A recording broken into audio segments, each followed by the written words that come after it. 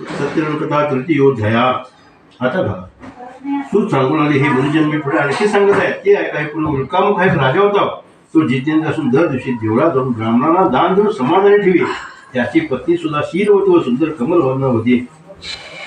एका नदीतील जो सत्यनारायण व्रत करतो अशा वेळी व्यापारासाठी भरपूर द्रव्य घेऊन साधू नामक एक वाणी तेथे आला. आपली नफा चिरावून राजा भेटण्यासाठी गेला व नम्रपणाचा विचार करा. साधू म्हणा, महाराज भक्तिभावाने आपण काय करता आहात ते पण मला उघड करून सांगावे. राजा त्याला म्हणतो, साधू अत्यंत तेजस्वी विष्णूची पूजा व्रत आप त्यांना संतती प्राप्तीसाठी करतात. राजाजी म्हणे, साधू हे राजा हेतू मला सांगा. आपल्या सांगण्यानुसार मीही ते व्रत आचरेन. मला पण संतती नाही, या व्रताने माझी मनोभावना साथ देईल.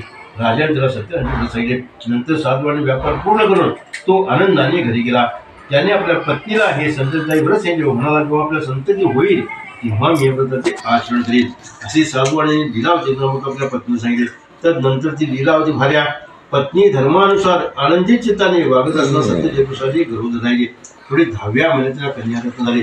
ती कन्या शुद्ध पक्षातील चंद्राप्रमाणे हळूहळू वाढू कलावतीची ठेवण्यात आली. मग लीलावती आपल्या पतीला म्हणाली, संतान प्राप्तीसाठी आपण ठरविलेले सत्यनारायण व्रत का बरे आचरत नाही. तेव्हा साधू म्हणून, हे प्रिय, आपल्या कन्येच्या विवाहासमयी व्रत मी पूर्ण करीन. असे म्हणून साधूने नगरात गेला. कलावती आपल्या पित्याच्या घरी वाढत होती. आपली कन्या विवाहाला योग्य झाली कोण साधू आणि दूतासंघाला पडले. कन्येच्या विवाहासाठी श्रेष्ठ शोषण्याला सांगितले. तो दूत कांचनाच्या नगरात गेला. नगरात गेला दूत एका वाणीपुत्राला घेऊन परत आला. त्या गुणी देखण्या वणीपुत्राला पाहून साधू आणि संतोष पावला. आप मंडळी समेत कलावती आपल्या कन्येचा विवाह विधीनुरूप त्या वणीपुत्राशी लावून दिला. दुर्दैवाने साधू आणि विवाह प्रसंगी सुद्धा सत्यनारायण व्रताचे विस्मरण झाले. त्यामुळे प्रभू त्याच्यावर रागावले. जेव्हाकडे काय मागितला नवसतं तो पुरा करायचा असतो. संतानासाठी मागितला, संतान झाले, बायको आठवण करायला लागली तरी पूजा केली नाही. लग्नाच्या वेळी करतो म्हणा त्यावेळी केली नाही. सगळं म्हणजे भगवंत बघत असेल, तुमचा भाव कसा आहे बघत असेल. मग त्यांनी रागवणं साहजिकच आहे. नगरात गेलो तू तिका वाणीपुत्राला घेऊन परत आला. त्या वणीपुत्राला पाहून साधू आणि संतोष बोला. आप्त मंडळी समेत कलावती आपल्या कन्येचा विवाह विधीनुरूप त्या वणीपुत्राने लावून दिला. दुर्दैवाने साधू विवाह प्रसंगी सुद्धा नारायणाच्या व्रताचे विस्मरण झाले. त्यामुळे प्रभू त्याच्यावर रागावले. साधूने आपल्या जावे असेल व्यापारासाठी निघाला. लवकरच समुद्र साधे असल्या रथसार नगरात गेला. श्रीमंत जावे असेल त्याने व्यापार सुरू केला. ते दोघी चंद्रगिरी राजाच्या नगरी गेले. त्या प्रसंगी सत्यनारायण प्रभूने साधू आणि आपली प्रतिज्ञा विसरला असे पाहून त्याला दुःख प्राप्त होई असा शाप दिला. एक दिवसाची घटना घडली की सासरे जावे जिथे उतरले होते त्याच ठिकाणी राजाकडे चोरी केले. एक चोर आला. आपल्या मागून राजदूत येत आहे ते पाहून त्या घाबरले. चोराने चोरीची धन त्याचे व चटकन लपला. राजदूत साधू तेथे राजे त्यांच्या साधू जावई वणीपुत्राला बांधून ठेवले व आनंदाने राजाजवळ आले आणि म्हणाले, हे महाराज 2 चोर आणले आहेत, त्यांना पाहून योग्य त्याज्ञा द्यावी. राजाने काहीही विचार न करता केलेल्या आज्ञेवरून त्या दोघांना बांधून किल्ल्यातील कारागृहात डांबण्यात आले. न केलेल्या अपराधाचे त्यांना शासन मिळाले. सत्यदेवाच्या मायावीपणामुळे त्यांचे म्हणणे कोणीही ऐकले नाही. चंद्रगिरी राजाने त्यांचे धनही जमा केले. सत्यदेवाच्या शापाने साधूंचे घरचे धनी चोरून दिले. त्यामुळे त्याची पत्नी लावती दुःखी झाली. आपत्ती व्याधी आणि अन्नांदेशाने पीडित अशी ती घरोघरी भीक मागू लागली.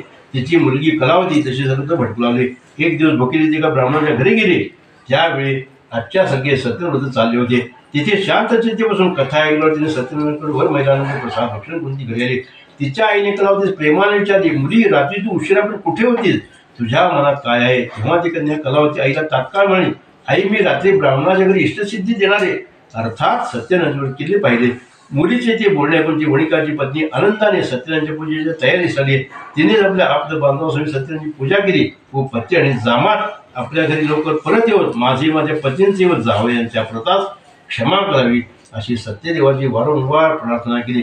त्या व्रताने सत्यदेव संतुष्ट झाले. चंद्रगिरी राजाने स्वप्नात दृष्टांत देऊन सांगितले, हे नृपश्रेष्ठा, उद्या सकाळी प्रथम तू त्या बंदिवासातल्या त्या 2 व्यापाऱ्यांना सोडून दे. त्यांचे धन परत दे, नाही तर तुझे राज्य पुत्र धन यासह मी तुझा नाश करीन. हे बोलून सत्यदेव अतिशय राजाने सकाळून आप जनासह सभेत लोकांना स्वप्न सांगितले व बद्ध केलेली वाणी व वणीपुत्र यांना मुक्त करायचे सांगितले. राजाच्या म्हणण्याप्रमाणे व्यापाऱ्यांना मुक्त केल्यानंतर त्यांना राजस्व म्हणून हे महाराज बेड्यातून बंधमुक्त केल्या वाढले तसेच वणीपुत्र आणले. त्या प्रसंगी चंद्रगिरी राजाने नमस्कार केला. पूर्व वृत्तांत मने आणि घाबरते दोघी काहीच न बोलता मिळते. पण राजा तनातन म्हणून तुम्हाला दुर्दैव आणि दुःख प्राप्त झाले. पुन्हा आता काही नाही. राजाने बंधमुक्त केलेल्या क्षौर कर्मातून सुचिरभूत होण्यास सांगितले. त्यांना नवी वस्त्रे व अलंकार दिले. शिवाय पुरस्कार देऊन गोड वाढीत त्यांचा संतोष केला. त्यांचे हरण इथल्या जर दुष्काळ प्रमाणात करतील व साधूवाडी व त्याचा जावे यांना आपण आपल्या घरी जावे असे सन्मानाने सांगितले. साधूवाडीला नमस्कार म्हणला, आपल्या कृपेमुळे आम्ही घरी परत जावं. इतकी